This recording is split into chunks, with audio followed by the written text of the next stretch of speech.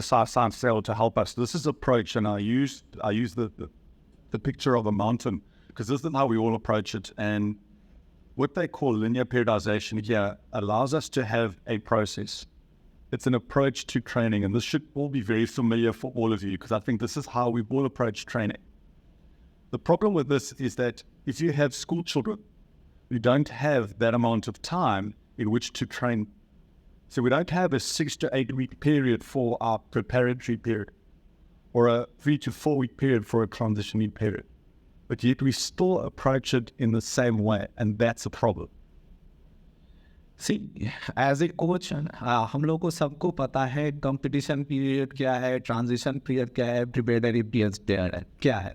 But जब आप grass root में ट्रेनिंग कर रहे हैं तो प्रिपेरेटरी पीरियड और ट्रांजिशन पीरियड में ही एम्फोसिस ज़्यादा देना है, क्योंकि दे मस्ट एंजॉय एंड तभी उनका इम्प्रूवमेंट धीरे धीरे ज़्यादा आगे बढ़ता जाएगा. सिर्फ कंपटीशन में मत रखिए. जो पीरियडाइजेशन प्लान है उसमें प्रिपेरेटरी फेज और ट्रांजिशन फेज को भी इक्वली अहमियत दीजिए. So one of the limitations of science is the last slide that I showed you is the popular one. This is the less popular one because these particular scientists didn't go to the popular universities. But this is an approach that I think is more applicable, especially to you guys in your situation and to me back in South Africa. Because what it allows me to train an individual in a week. I can have hard, heavy days, light, low days in a single week. And I don't need that transition or that time in order to train them. कुछ traditional periodization plan हम लोगों को book में मिलता है कि इतना होना चाहिए, इतना होना चाहिए, इतना होना चाहिए. अकॉर्डिंग टू साउथ अफ्रीका आपका पीरियडाइजेशन डिफरेंट होगा, उनका क्लाइमेट कंडीशन अलग है. बिहार का पीरियडाइजेशन प्लान अगर आप किसी स्पेसिफिक गेम में कर रहे हो आपका पीरियडाइजेशन प्लान अलग होगा. तो ऑलवेज ऐसा नहीं है कि आपको ट्रेडिशनल पीरियडाइजेशन प्लान ही फॉलो करना है.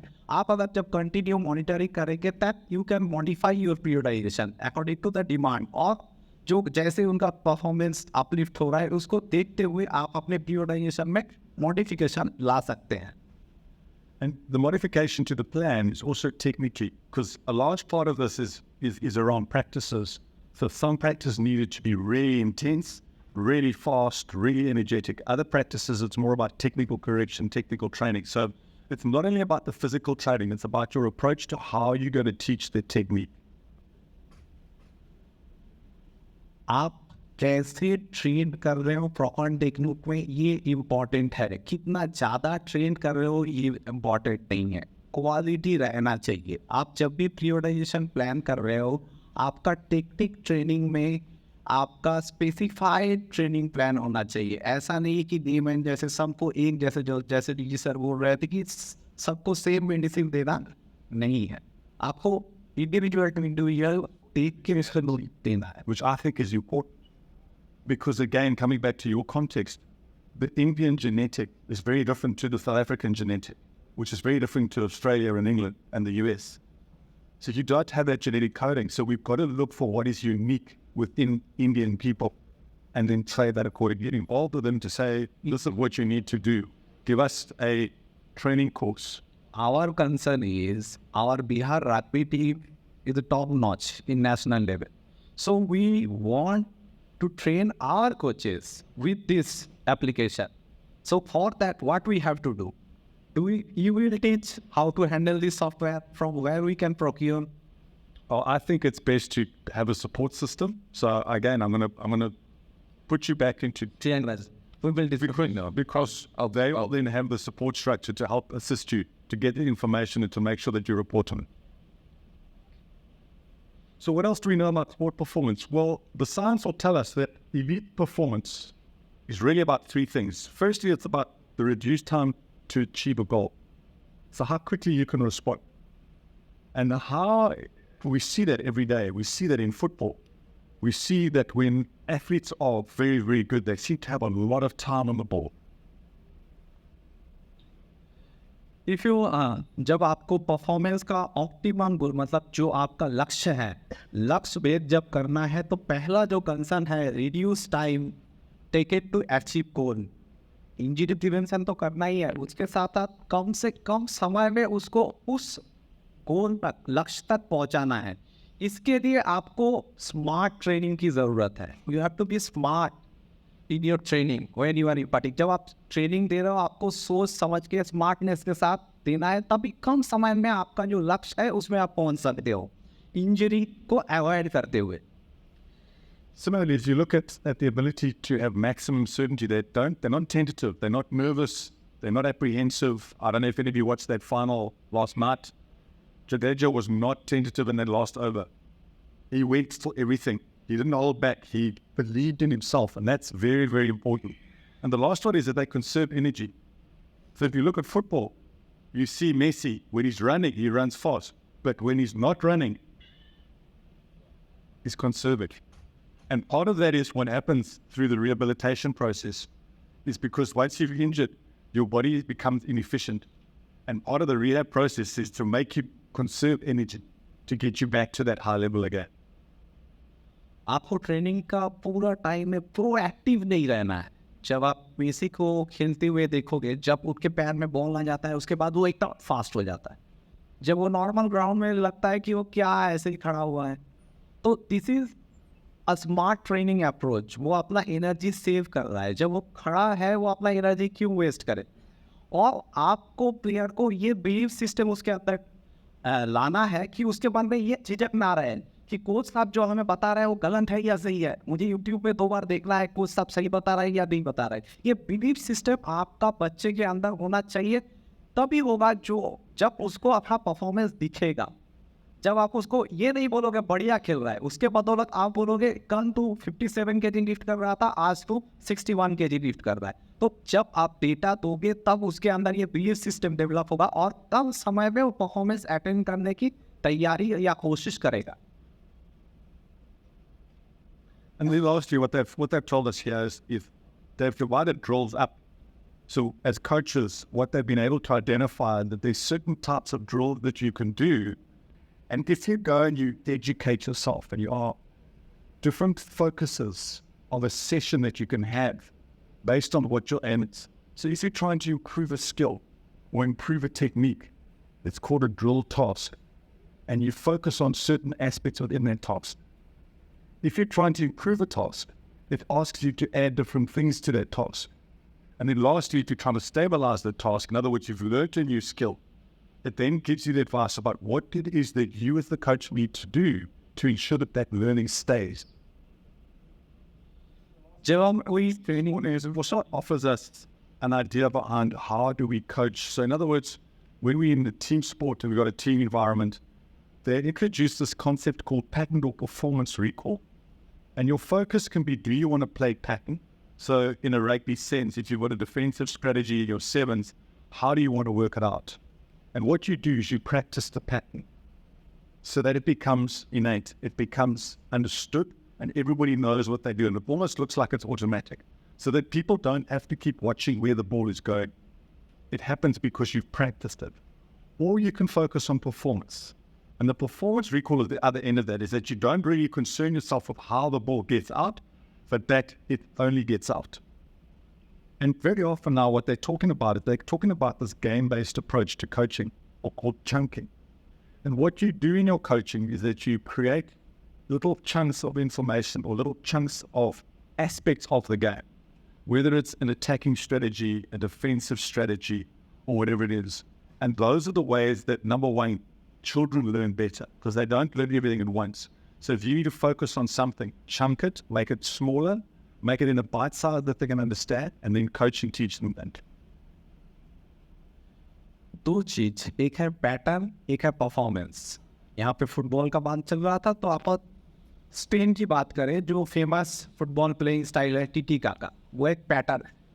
वो आप लोग प्रैक्टिस कराना चाह रहे हैं। वो अगर लंबा प्लेयर के लिए प्रैक्टिस कराना चाहे तो परफॉर्मेंस अटैक कर पाएगा या नहीं कर पाएगा, वो तो क्वेश्चन मार्क है। बट पैटर्न को फॉलो करते हुए ऐसा ना हो कि आप परफॉर्मेंस को ही भूल जाए। उस पैटर्न में हम लोग इतना गोल हो जाए कि स्कोर करना बंद कर दें। हम सिर्फ पासेस खेल रहे हैं, बट परफॉर्मेंस नहीं आ रहा है। तो पैटर्न और परफॉर्मेंस में बैलेंस बढ़ाना कोच का काम है। चंक मतलब बहुत सारे चीज एक कोच के दिमाग में बहुत सारे आइडियाज आते हैं, बहुत सारे गेम प्लान रहते हैं. The kids, you're partly a parent, you're a nutritionist, you're a sport scientist, you're a medical person, you are that. But by including sport science, you don't lose the control. All you do is you're using other people to assist you to make your team better. Coaching में शुरू के slide से बताया जा रहा है that is coaching science, exercise science and medical science. अगर एक हार्मोनी है इन तीनों चीज़ों में, तीनों अगर इक्वली सबको रिस्पेक्ट करते हैं, अच्छे से काम करें, तो ही फाइनल जो लक्ष्य है उसमें पहुंच सकते हैं. एक दूसरे को इग्नोर नहीं कर सकते हैं.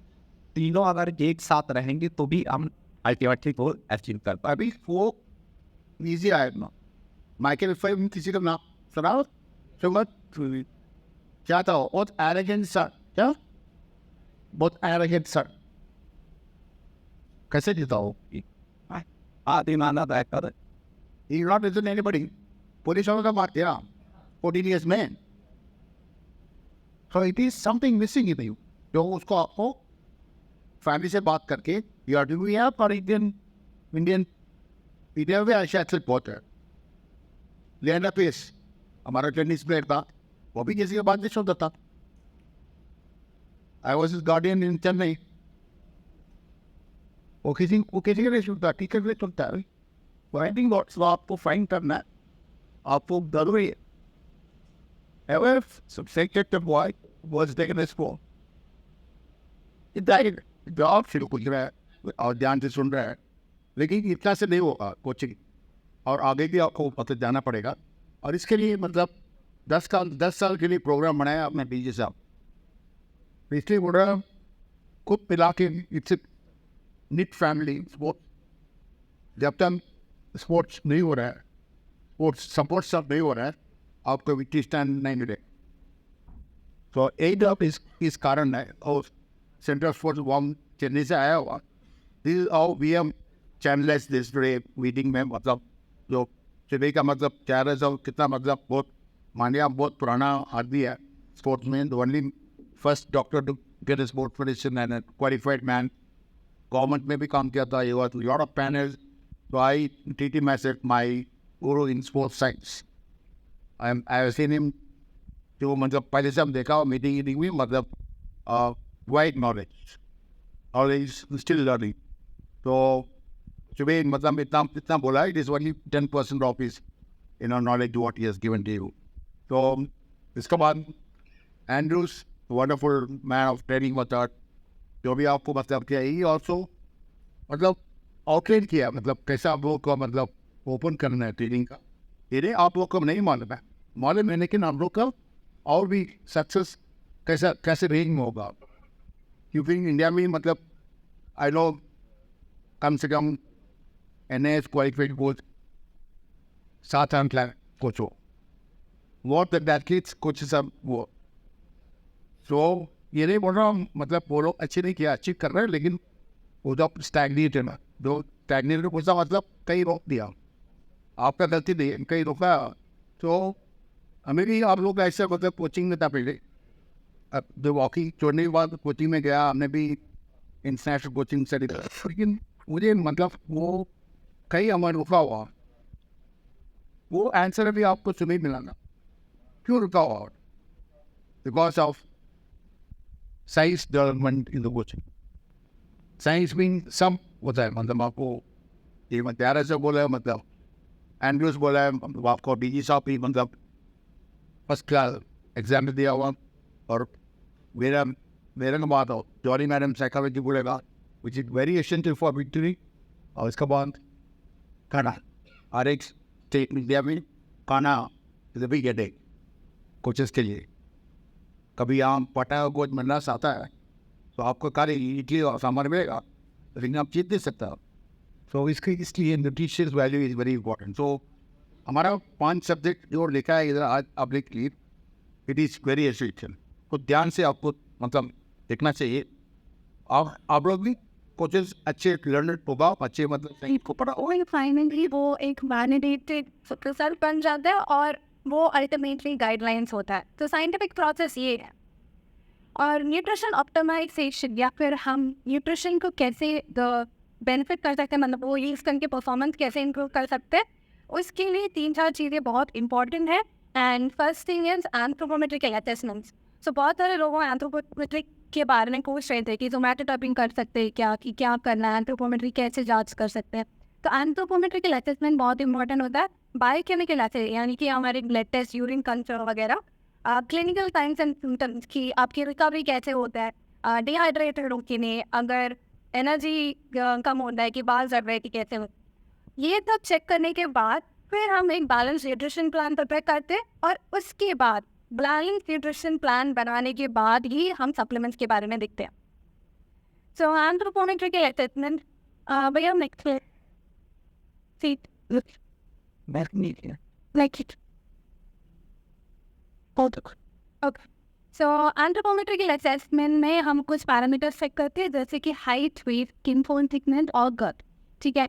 और ये हर एक गेम में डिफरेंट होता है और हर एक सीजन में या फिर हर एक ईयर में वो डिफरेंट होता है, और जैसे कि उनकी ग्रोथ के हिसाब से भी वो चेंज होता रहता है। जैसे कि अगर आप वो पिक्चर में देख सकते हो, बोना सिंह की जो बॉडी कॉम्पोजिशन है या फिर उनकी जो एंथ्रोपोमेट्री है वो बॉबी या फिर जेबर में नहीं होगा, क्योंकि उनका स्पोर्ट अलग है और स्पोर्ट के हिसाब से एंथ्रोपोमेट्री भी चेंज हो जाता है। और वैसे जैसे अगर आप इंजरी के टाइम पे हो, रिहैबिलिटेशन के टाइम पे, या फिर प्री सीजन या फिर ड्यूरिंग सीजन, उस टाइम पे भी आपकी एंथ्रोपोमेट्री चेंज होता रहता है। ऐसा ज़रूरी नहीं है कि जो आपका ऑप्टिमल बॉडी कॉम्पोजिशन है वो पूरा 365 डिग्रीज वो ही मेंटेन कर रहा है, वो चेंज हो सकता है और वो ठीक है। लाइक नेक्स्ट होता है हमारा बायोकेमिकल एडजस्टमेंट, और उसमें जो होता है ब्लड टेस्ट और यूरिन टेस्ट होता है। अभी का जो बेसलाइन पैरामीटर या फिर बेसलाइन लेवल कहता है वो हम जांच कर सकते हैं। और फिजिकल साइंस एंड सिम्टम्स की आपकी रिकवरी कैसे होता है, कि आपको फटीग कैसे होता है, या फिर आपकी वेट फ्लक्चुएशन होता है, या फिर आपकी इम्यूनिटी कैसा है, वो सब हम फिजिकल साइंस एंड सिम्टम्स में देखते हैं। अब मोस्ट इम्पॉर्टेंट डाइटरी असेसमेंट। अब डाइटरी असेसमेंट के लिए भी बहुत सारे टूल्स होते हैं, जैसे कि जो फर्स्ट पिक्चर आप देख रहे हो वो गोल में से वो एक माइक प्लेट का डायग्राम होता है, एक रिप्रेजेंटेशन है कि डाइट प्लेट कैसा होना चाहिए। नेक्स्ट वन जो है वो फूड फ्रीक्वेंसी, फूड डायरी होता है कि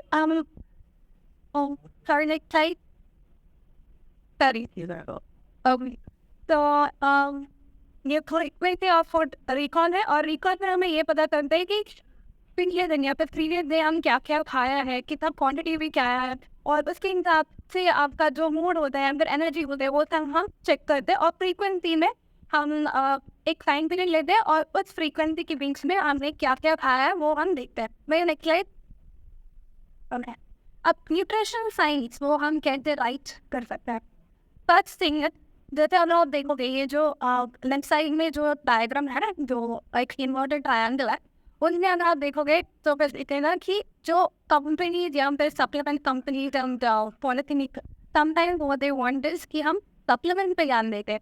और आज हम ब्रिटिश श्योर कि मुझे सबसे ज़्यादा क्वेश्चन सप्लीमेंट के ऊपर ही आएगा, क्योंकि सबके फोकस सप्लीमेंट पे है कि सप्लीमेंट देना चाहिए, क्या देना चाहिए। बट एक्चुअली में एक न्यूट्रिशनिस्ट के पॉइंट ऑफ व्यू से first focus is balance diet. जब तक हमारा डाइट बैलेंस है, चाहे आप कोई भी सप्लीमेंट दे दो उसका कोई फ़ायदा नहीं होगा। तो एक बैलेंस डाइट प्रिपेयर करने के बाद फिर आप सोच न्यूट्रिशन कॉन्टेक्स्ट डाल दो और उसके बाद आप सप्लीमेंट स्टार्ट कर दो। मैंने ओके, तो हमारे जो न्यूट्रिएंट्स में जो है कुछ न्यूट्रिएंट्स को मैक्रो न्यूट्रिएंट्स कहते हैं और कुछ को माइक्रो न्यूट्रिएंट्स बोलते हैं। जो मैक्रो न्यूट्रिएंट्स जो है वो आपको ज़्यादा क्वांटिटी में चाहिए होता है और माइक्रो न्यूट्रिएंट्स आपको कम क्वांटिटी में चाहिए होता है। तो मैक्रो न्यूट्रिएंट्स वो होते हैं जैसे कि आपके कार्बोहाइड्रेट्स, प्रोटीन और फैट। और अभी आप ये देख सकते हो कि इसमें मैंने परसेंटेज की तरफ दिखाया है कि जब भी आप प्लान करते हो आपकी एनर्जी के 60 to 70% कार्बोहाइड्रेट होना चाहिए, जैसे कि आपके सीरियल्स हो गए, लेग्यूम्स हो गए, रूट्स एंड ट्यूबर्स हो गए, और 15 to 20% प्रोटीन होना चाहिए, जैसे कि दूध, अंडा, मीट, फिश और पल्सेस और लेग्यूम्स से, और 15 to 20% होता है फैट से, जैसे कि आपके नट्स हो गए, स्वीट, घी या फिर ऑयल, बटर वेल। नेक्स्ट, एक बैलेंस डाइट जो है वो हर एक ट्रेनिंग प्रोग्राम के साथ वो चेंज होता रहता है। डाइट प्लान मीटिंग आपको हर ट्रेनिंग डे किसी ट्रेनिंग और कार्बोहाइड्रेट्स की लोड कम कर सकते हैं, बट जब ट्रेनिंग बहुत इंटेंसिटी के होता है तब कार्बोहाइड्रेट बहुत इंपॉर्टेंट है, क्योंकि वो एनर्जी के लिए बहुत इंपॉर्टेंट है। और एक चीज़ अगर आप नोटिस करोगे, प्रोटीन का जो क्वांटिटी है वो तीनों प्लेन्स में बहुत सिमिलर है। आपका प्रोटीन रिक्वायरमेंट्स में बहुत ज़्यादा डिफरेंस नहीं होता, चाहे आप ट्रेन कर रहे हो या फिर रेस्ट पीरियड पे हो। अगर इंजरी है तो उस टाइम पे आपको थोड़ा सा एडजस्टमेंट करना पड़ेगा। अब नेक्स्ट चीज़ ये है कि वाइटामिन और मिनरल्स जो आपके माइक्रो न्यूट्रिएंट्स होता है, जो कंपेयर टू कार्बोहाइड्रेट्स या प्रोटीन, उनका जो क्वांटिटी जो है वो कम होता है। अब इसमें मैंने बहुत कम वाइटामिन होता है, वाइटामिन सी भी एंटीऑक्सीडेंट होते हैं, और वाइटामिन बी का बहुत डिफरेंट काइंड्स ऑफ रोल्स होता है बॉडी में। तो अगर आपके डाइट में इसमें से एक भी वाइटामिन कम होता है तो वो आपकी परफॉर्मेंस को अफेक्ट करेगा। नेक्स्ट मिनरल्स है। मिनरल्स में अगर आप देखोगे कैल्शियम, फॉस्फोरस, ये सब कैल्शियम, फॉस्फोरस, आयरन, ये सब बहुत कॉमन मिनरल्स जो होते हैं जो सबको पता होता है। बट मैग्नीशियम या फिर आपके कॉपर, मैंगनीज, सेलेनियम, ये सब भी माइक्रो न्यूट्रिएंट्स होते हैं, ट्रेस मिनरल्स होता है जो बहुत इंपॉर्टेंट होता है। जैसे कि अगर आप देखोगे मैग्नीशियम आपको एटीपी प्रोडक्शन के लिए या फिर आपकी एनर्जी प्रोडक्शन के लिए बहुत इंपॉर्टेंट होता है, आपके ब्लड फॉर्मेशन के लिए बहुत इंपॉर्टेंट होता है। सेलेनियम एक एंटीऑक्सीडेंट, एक बहुत पोटेंट एंटीऑक्सीडेंट है जो आपकी जो एक्टिविटी के बाद, जो ट्रेनिंग के बाद जो रिकवरी है उसमें बहुत हेल्प करेगा। सो आप एक प्रैक्टिस या फिर एक ट्रेनिंग सेशन से पहले आप कैसे खाना चाहिए? तो ट्रेनिंग सेशन या फिर कॉम्पिटिशन से पहले गोल ये होता है कि आप फ्यूलिंग और हाइड्रेशन सही से होना चाहिए। और ये एक्चुअली अगर देखा जाए तो एक ट्रेनिंग सेशन या फिर परफॉर्मेंस कॉम्पिटिशन से पहले एटलीस्ट 2 to 4 आवर्स पहले आप एक मेजर मील खाना चाहिए, जैसे कि आपके ब्रेकफास्ट हो गया या फिर लंच या फिर डिनर। तो उसमें कैसे होता है डाइट, तो इट्स नॉट पॉसिबल कि हम एक पूरा मील खाए। उसमें फाइबर भी है, इसमें कार्बोहाइड्रेट्स भी है। तो अगर आप बहुत फाइबरस फ्रूट जैसे कि एक रॉ बनाना या फिर एक प्लांटिंग खा लिया तो वो डाइजेस्ट होने में टाइम लगेगा। बट जैसे आप एक राइट बनाना ले लिया, ठीक है, तो उसमें शुगर या फिर कार्बोहाइड्रेट्स के कंटेंट ज़्यादा हो जाएंगे तो उससे बेनिफिट मिल जाएगा। तो वैसे आपको प्लान करना। और प्रैक्टिस से पहले अगर बहुत फैटी फूड्स खाते हो तो वो भी डाइजेशन में डिले हो सकता है। तो प्रैक्टिस से पहले एक हाई फैट और एक हाई प्रोटीन डाइट खाना डाइजेशन में बहुत मुश्किल हो जाता है। तो इससे carbohydrate is the main focus for practice से पहले। So plan a carbohydrate intake. अगर आपको कॉम्पिटिशन है तो at least 1 to 2 days prior onwards you have to make sure कि आप कार्बोहाइड्रेट्स पे ध्यान रहिए। वो जैसे कि एथलीट्स, जो एलीट लेवल एथलीट्स होता है वो 3 hours या 4 hours में प्रैक्टिस करते हैं एक साथ। उनका जिम का सेशन होता है, उनका स्ट्रेंथ ट्रेनिंग होता है और बैक टू बैक उनका सेशंस होता है। कि जब वैसे होता है ड्यूरिंग ट्रेनिंग या फिर ड्यूरिंग प्रैक्टिस सेशन उनका फ्यूलिंग बहुत इंपॉर्टेंट है। उस टाइम पे आप फ्यूल पे भी ध्यान देना चाहिए और हाइड्रेशन पे भी ध्यान देना चाहिए। बट मेकिंग श्योर कि आप कुछ ऐसा ना दो कि आपका स्टमक के क्रैम्प्स हो जाए या फिर स्टमक अपसेट हो जाए। तो अगर आप बहुत शुगरी चीज़ें वो प्रैक्टिस के टाइम पे खाओगे तो आपका स्टमक अपसेट हो जाएगा। बहुत फाइबर रिच चीज़ें खाओगे या फिर बहुत प्रोटीन रिच चीज़ें खाओगे तो भी डाइजेशन कम ही होता है। तो उस टाइम पे आप ऐसी चीज़ें दोगे जिसमें कार्बोहाइड्रेट्स बहुत है पर लेकिन फाइबर बहुत ही कम। तो उस टाइम पे आप अगर फ्रूट देना है तो फिर आप जूस की तरफ दोगे। अब ऐसा एक फुल फ्रूट नहीं देने का, या फिर आप ड्राई फ्रूट्स या कुछ ऐसे दोगे तो वो भी शेक के टाइप से वैसे कुछ दोगे आप, ठीक है। और इस टाइम पे भी आपको फाइबर और फैट कम करना चाहिए। नेक्स्ट, तो अगर आपकी इवेंट 60 या फिर इवेंट या प्रैक्टिस 60 या 90 मिनट्स से नीचे हो तो उस टाइम पे एक्स्ट्रा न्यूट्रिएंट्स की ज़रूरत नहीं है। पर जैसे कि आपकी टाइम पीरियड इंक्रीज होता है, 90 मिनट से ज़्यादा होता है, तो इम्पॉर्टेंट है कि आपको कार्बोहाइड्रेट्स इंक्लूड करें। और जैसे मान लो कि अभी समर टाइम है, समर टाइम पे क्या होता है, इलेक्ट्रोलाइट्स भी बहुत इंपॉर्टेंट होता है क्योंकि स्वेट से आपकी सोडियम पोटेशियम वगैरह भी लॉस हो जाता है। तो कुछ इलेक्ट्रोलाइट ड्रिंक या फिर इलेक्ट्रोलाइट रिच ऑप्शंस भी उस टाइप पे इंक्लूड करना चाहिए।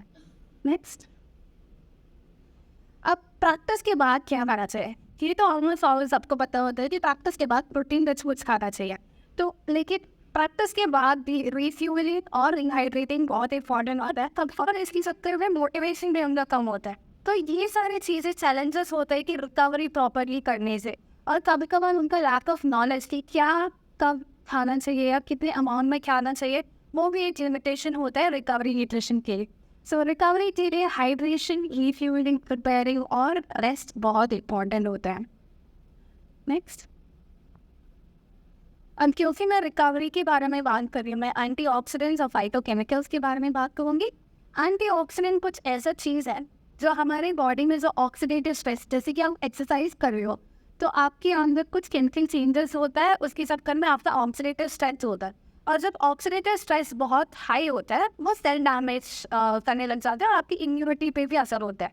तो एंटीऑक्सीडेंट्स कुछ ऐसी चीज़ है वो ये डैमेज कम करता है या फिर उसकी जो असर जो है वो कम करने के लिए हेल्प करता है, स्पेशली जब आपको रिपीटेडली कुछ करना होता है एक्टिविटी। सो जब आप रिपीटेडली कुछ एक्टिविटी करते हो जैसे मल्टीपल स्प्रिंट्स होता है, तब ऑक्सीडेटिव स्ट्रेस या फिर ऑक्सीडेशन कम हुआ है तो उसका मतलब है कि उनका न्यूट्रिशन में कुछ गड़बड़ है या फिर उनका ट्रेनिंग लोड बहुत ज़्यादा है, उस हिसाब से उनका डाइट इनटेक में इंक्रीज हो रहा है।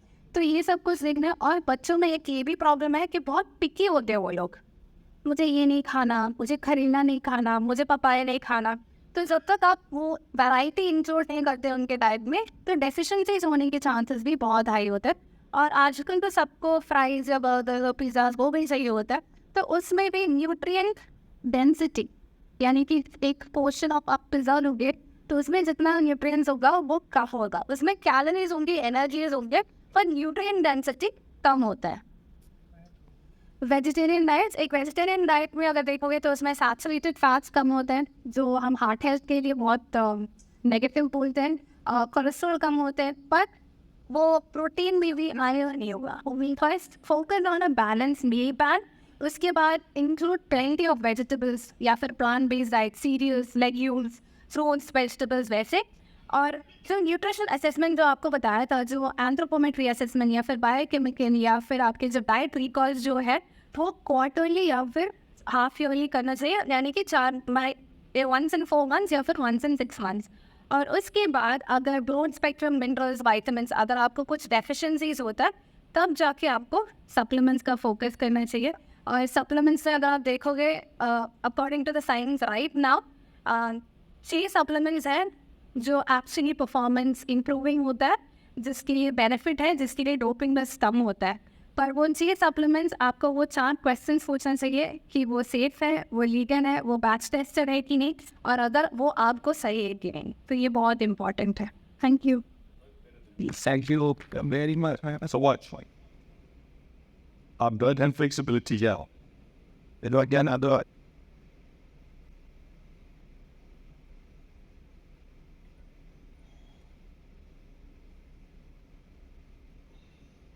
Can you see? What do I do? Can I do them? What am I doing?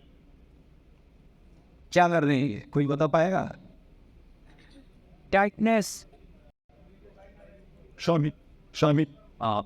The difference is you are not moving your hip much, Yeah. rather than them. So they are flexing more, but you are not flexing much. What is my? Yeah. Then, I worked at this. Sideways movement of the leg, so my leg doesn't come straight. Yes. So there's another one. There, I do that. What else happens here? Can you see I'm exaggerating now? It's a counterbalancing in nature. Yeah. So it's a counterbalancing in nature. So what we learn from this, both of them are excellent. They both can stand here and then lift their legs straight up and straight down. There's no compensation. Me, you get a leg out to the side. I'm moving over that way. I'm trying to hike my hip up. So there's lots of other movements that I do in order to get my leg to go up. So if I'm a runner, or if I want to start sprinting, that for me, that movement is going to be a problem. Do you understand? That I can train. Because now I understand that if this hip is tight, which it is, and I'm doing that, I need to then focus on inflexor stretching for this muscle here. And I know exercises for that. Then I need to focus on exercises to make this side strong so that I don't feel like I'm lifting up. And I know exercises for that. So just by looking at this, I can get a very good indication of if I wanted to sprint and use my body functionally of what I need to do. See, when you are going for any kind of movement, in this case, इसमें क्या हो रहा है, जब भी हम लोग walk भी करते हैं, अगर आप एफिशिएंटली वॉक करना चाहते हैं, ये काउंटर बैलेंसिंग नेचर है, राइट के साथ लेफ्ट का कॉम्बिनेशन। जितना अनवांटेड मूवमेंट हम लोग ड्यूरिंग अपना परफॉर्मेंस नहीं करें उतना हमारा एक्सपेंडिचर कम होता जाएगा। जो मूवमेंट करना एसेंशियल है, साइमल्टेनियसली उसका जो मसल ग्रुप है उसको भी ट्रेन करना है। सपोज इस मसल्स को हम लोग suppose quadriceps group of muscle हम लोग इन्वॉल्व कर रहे हैं, जहाँ मूवमेंट की ज़रूरत नहीं है हैमस्ट्रिंग का, जहाँ हैमस्ट्रिंग क्वाड्रिसेप्स दोनों का मूवमेंट की ज़रूरत है, साइमल्टेनियसली हम दोनों को इसी एंड करेंगे, हमने अपनी दोनों वाला हिस्से को ऐसा नहीं सिर्फ क्वाड्रिसेप्स को स्ट्रेंथनिंग करेंगे, क्योंकि काउंटर बैलेंस करता है, एक मसल को दूसरा मसल कंपनसेट करता है ड्यूरिंग मूवमेंट। और दूसरा है, इस मसल को हमको यूज़ करना है, उस मसल को ये दोनों सही ढंग से यूज़ किया तो किया, ये जानबूझ के ऐसे ऐसे किया। इसका अर्थात ये है कि जो एथलीट को या जो स्टूडेंट को आप सिलेक्शन में जाएंगे उनको देखना पड़ेगा आपको वो उस मसल को प्रॉपरली यूज़ कर रहे हैं कि नहीं, या इसको यूज़ करने के लिए बाकी पूरा कमर हिला है। जैसे कोई चलते वक्त सीधा नहीं चल पा है, कमर लचक लचक के चलता है, इसके अर्थात इसके पैर वीक है तो कमर के सपोर्ट से चल रहा है ये, राइट। तो यदि चलना हो तो स्ट्रेट वे चलना है, कभी कभी कोई ऐसे चलता है, राइट तो वो अपने कमर को यूज़ कर रहा है, इतना बॉडी मसल्स को यूज़ नहीं करने का। यही वो अर्थात ये स्टॉप अनवांटेड मूवमेंट, जो नेसेसरी है उसको स्ट्रेंथन करना है और अनवांटेड मूवमेंट को रेजिस्ट करना है। Yeah, exactly. Somebody mentioned efficiency earlier about the being efficient was idea. Efficiency is movement efficient. I'm obviously not a good performer. It needs to be efficient because I want to do this. What you didn't consider.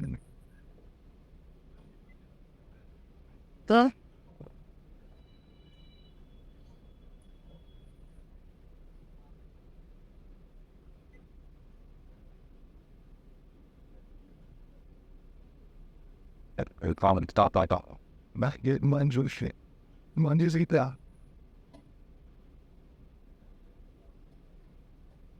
So essentially what we're looking for is here, looking for the muscle here to make sure it's nice and strong, to make sure it doesn't wobble. Is it wobbling? You're right. What was it? Oh, life was. I've been not time to get out of it. They get like, yeah, no, what's that? Wait, what's that? Very awkward, but no. You're like, yeah, they.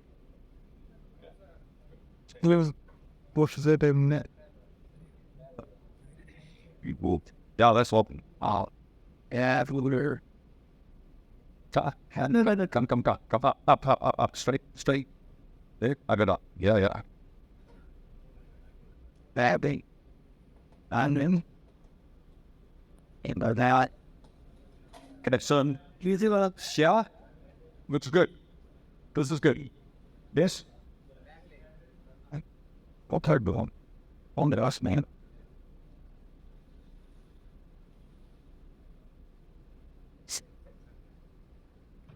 From the side, look, shoulders, hips. This leg going down, you sneak, they come up again. Hop on me, Lord. And so. Yep. Here. This. Again. This. One more beat. Then swap place. Good. He's a bad person to have because he's good. I got that man. Other day, tried it. Did.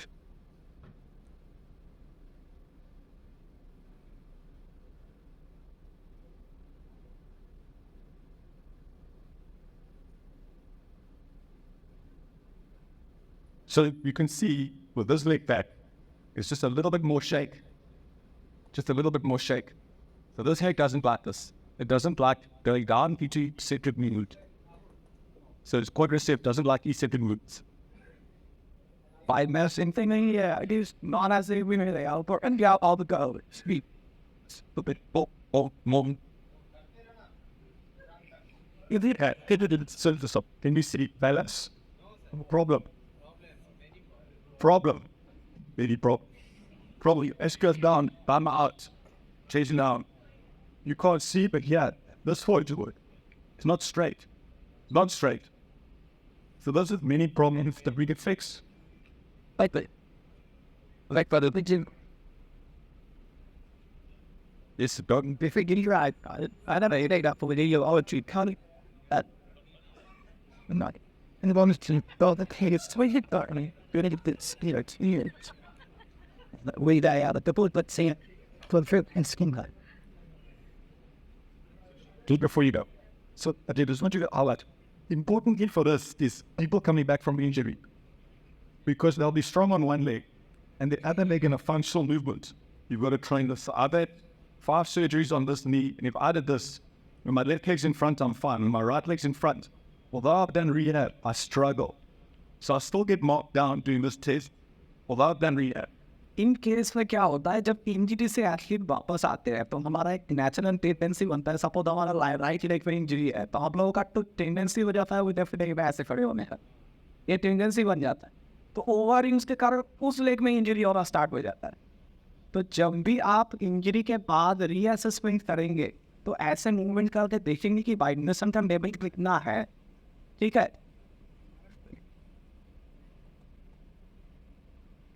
It doesn't get found, isn't it?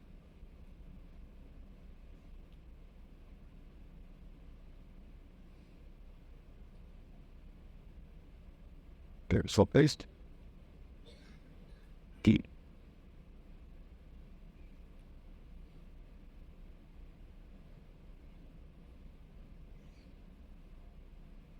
You guys are too good. They're too good. Okay, they can. So those are 3 tests that don't need equipment. Oh, this one needs equipment. But the one with the hands doesn't need equipment. All right? There's lots of tests that if you just go look, you can find them and you can read them.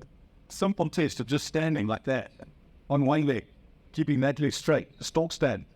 30 seconds. Want to try it? Let's try everybody. Let's try everybody. Stand up. Stand up. सब खड़े हो जाइए. Stand up. Don't hold on to anybody. Don't hold on to anybody. Hands on your hips. Hands on your hips. And you have to lay up. And safety's could be going.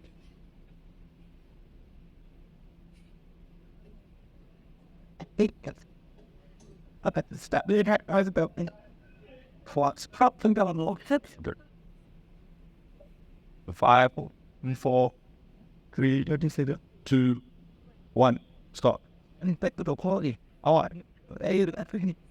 5, 4, 3, 2, 1. Yeah. That is fine. You put 1.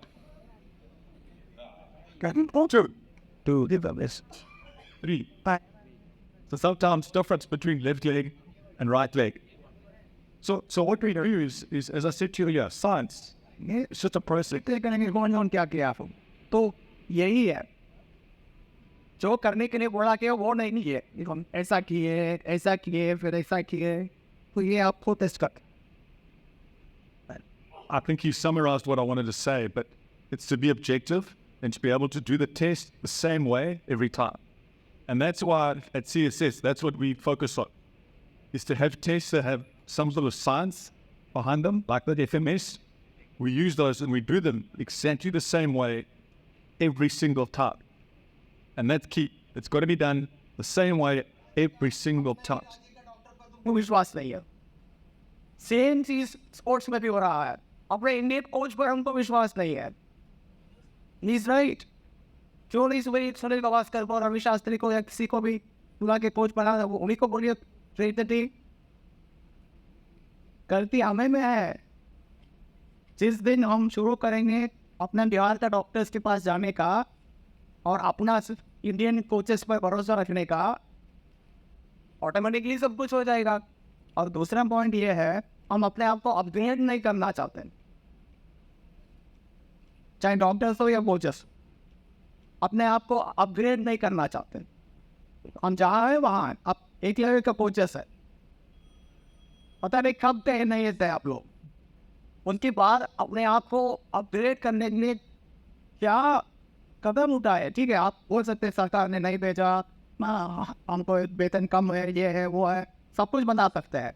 लेकिन एक व्यक्तिगत रुचि होता है ना, एक passion होता है खेल में, तभी तो आप कोच बने हैं. तो अपने मन से आप ऑनलाइन में कोचिंग, आप ऑनलाइन में कोर्स कर सकते थे. अपने मन से किताब मंगवा करके पढ़ सकते थे.